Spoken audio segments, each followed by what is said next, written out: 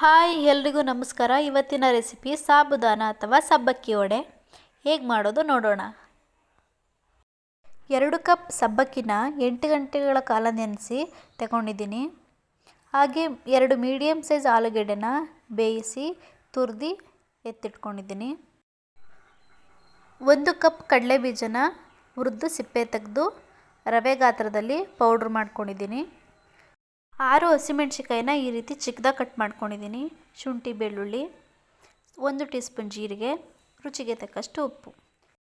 ಒಂದು ಬೌಲ್ಗೆ ಸಬ್ಬಕ್ಕಿನ ಹಾಕ್ಕೊಳ್ತಾ ಇದ್ದೀನಿ.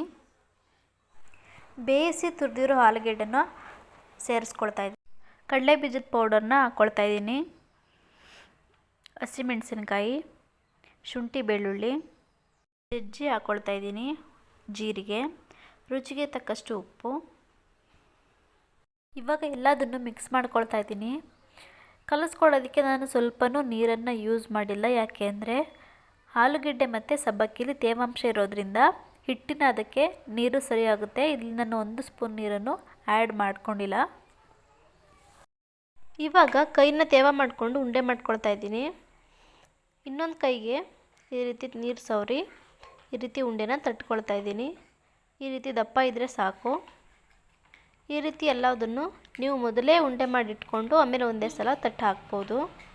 ಈ ರೀತಿ ಈಸಿಯಾಗಿ ನೀವು ಸಬ್ಬಕ್ಕಿ ವಡೆನ ಮನೆಯಲ್ಲೇ ರೆಡಿ ಮಾಡ್ಕೊಳ್ಬೋದು.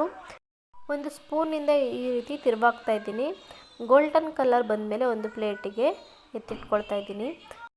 ವಡೆ ಕಾಂಬಿನೇಷನ್ಗೆ ಚಟ್ನಿ ಮಾಡ್ಕೊಳ್ತಾ ಇದ್ದೀನಿ. ಕೊತ್ತಂಬರಿ ಸೊಪ್ಪು, ಹಸಿಮೆಣಸಿನಕಾಯಿ, ಕಡಲೆ, ಸ್ವಲ್ಪ ಸಕ್ಕರೆ, ಹುಣಸೆಹಣ್ಣು, ಸ್ವಲ್ಪ ಬೆಳ್ಳುಳ್ಳಿ. ಸಬ್ಬಕ್ಕಿ ವಡೆ ಮತ್ತು ಚಟ್ನಿ ರೆಡಿಯಾಗಿದೆ.